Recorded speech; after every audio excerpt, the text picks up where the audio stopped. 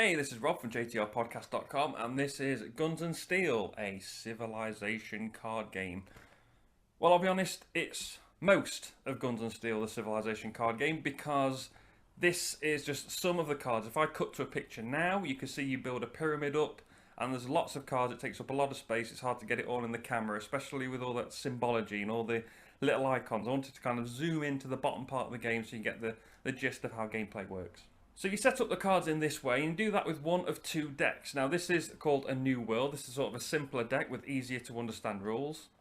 Then there's another deck of cards in the box called the Renaissance, which has got a few extra rules and some tokens and some cards to count points on and stuff. And I'll just tell you the difference between this basic set and that set once I've gone through this one.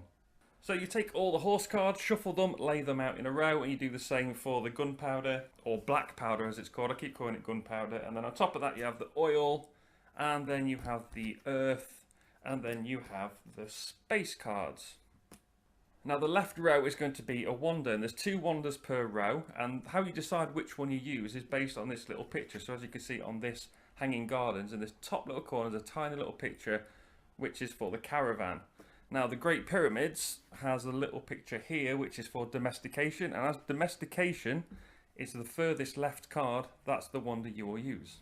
Everyone also gets a starting hand of 5 cards, and they are fairly basic, and they are iron and food resources as well.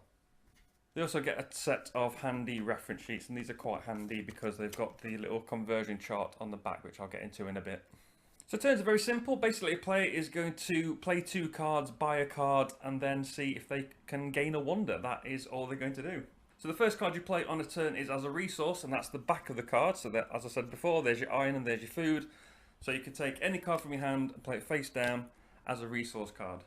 And then you play another card from your hand as a technology, and you'll play it face up like that, and then you'll activate the ability as shown on the bottom of the card. So if I play this barter trade card, it says at the bottom there, deplete 1 resource card, gain 1 iron or 1 horse or 1 gunpowder. So to deplete a resource card, you would take one you've got in play that's showing the resource side and flip it to the other side to use that resource. So if I did that, maybe I could turn this food card over and say that I am going to gain an iron from it. And after you play 2 cards, you buy a card. You buy a card from the pyramid. You can only buy from the bottom row. You can buy from higher up, but I'll explain how to do that in a bit. So I've got an iron resource, and so I can buy this card. This is the cost of this one.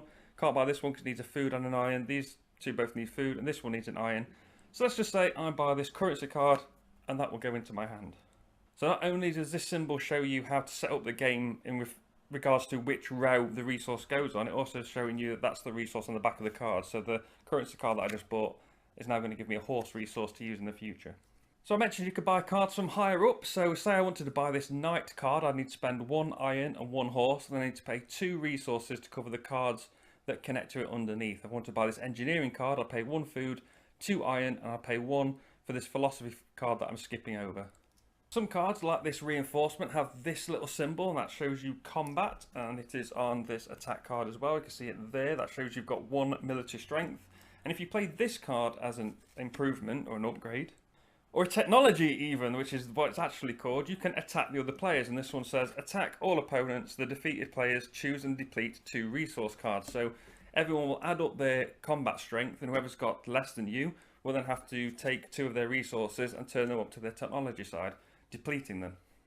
However, if that player has any cards face down in front of them that have the combat symbol on, they can then reveal them to sort of deplete one of their resources but increase their combat strength. And as well, you have this little symbol here which is sort of the quick play action, which means you can play these from your hand, put those into play to increase your military strength as well. Now there are 2 options of what you can do at the end of your turn depending on how many cards you've got left in your hand. If you've got 2 or more cards left in your hand, the next player takes their turn, you've got nothing you can do. However, if you have 1 or 0 cards in your hand at the end of your turn, the first thing you do in this set, the A New World set, is check to see if you've gained a wonder. Each wonder has a text on the bottom of it showing you how you gain it, so in this case you need to have 4 or more face-up civil cards, the green cards, in your display. And this one requires 3 military cards. So let's just cheat and say I had this tank, and I've only got 1 card in my hand, so what I would do was I'd check to see if I've got a wonder, say yes, I've got this one. So I put that in my hand, it's going to be worth 4 points at the end of the game. But it doesn't go in my hand, so your wonders stay in front of you out of the way. And then any cards that aren't resources go back into your hand, so you scoop them all up. Any cards that are resources, you can have a look and choose to see whether you want to keep them in play or bring them back into your hand or not. And then the next player takes their turn. So the two endgame conditions in the A New World set of Guns and Steel. The first one is if all the wonder cards have gone. So there's the International Space Station, maybe that one's gone. Maybe somebody's already taken the Great Pyramids and all the others. Whoever takes the last one will end the game immediately. The other endgame condition is if all the space cards have been purchased. So there's 3 of them in a 3 and 4 player game and 2 of them in a 2 player game. So whoever buys the last one of those will end the game immediately as well. You then score all the points you have up on your card. So this satellite is worth 4 points. And this guild, for example, if this was a card that you purchased, is worth 1 point. Whoever has the most points is the winner. So the Renaissance set of cards are all different, and there's a couple of different rules which I'll explain now. Firstly, you're going to have virtual victory points you're going to track, and use this tracker to track how many you've got. And you can gain them in various ways through the game, but the most common way we found was through combat. So this battleship says when you attack with it, you gain 5 victory points, then all opponents with equal or more military strength than you gain 4 victory points. So rather than just depleting their resources, you're actually going to reward them with victory points if their combat's good enough.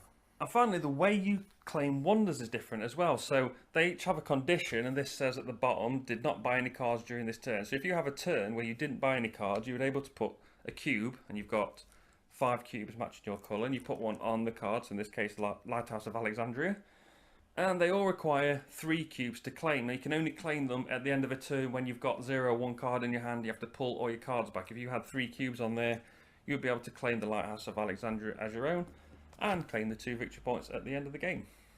And the endgame condition is different as well. In this case, you need somebody to score 15 points, and when they scored 15 of these points on the card, you will then end the game immediately, and then you add any points from any card you've got, and whoever's got the most points is the winner. Let's go to the positives and the negatives.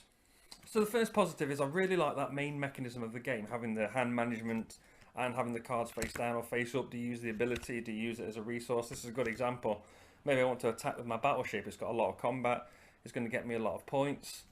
But it's an Earth, and that Earth is a wild card I could use to buy something else. So that would be nice. I need that, but I can't use it and attack it with it as a battleship. So that's really interesting choices. Another positive is the game's really simple to play, and it is quite deep in strategy. I think the best player is 1. Well, that's not necessarily true. We'll get to that in a bit. But it's a tiny little box. It's one of those small, really small boxes. Love Letter Premium, just a little bit bigger than that, for example. And it was only a tenner as well, which isn't too bad. And the biggest negative for me is that the combat is insanely powerful. So as I mentioned, the battleship gives you 5 victory points. You only need 15 to end the game, so play that 3 times and you're done. Stealth Bomber gives you 6. Even the chariot, which starts on the bottom row and you can buy it almost straight away, gives you 2 victory points. So you can use that 2 or 3 times in the game. That's going to get you up. It's also going to increase your military to add to these other ones that you buy later on. But it's not just the combat that's a problem. It is a certain type of combat, and it's these cards. These cards allow you to steal a wonder off all players. Look at that. Attack all opponents. The defeated players choose and give you 1 wonder card. But there's only 5 in the game, and you can attack once and steal 2 of them. It's a bit weird because, I mean, he's going to do it. He's got 1 combat. He's got 2, 3 for the tank, 4 for the nuclear submarine, which can also be played as a quick play. But stealing wonders is really powerful. It gets you a ton of points. It takes tons of points off other players, and that basically single-handedly won the first time we played. That was what won the game. Which is why I'm not too bothered about these ones that give you points, because at least you can reward other players rather than just absolutely killing their game, which is... It wasn't fun. It really wasn't fun being on the losing end of that.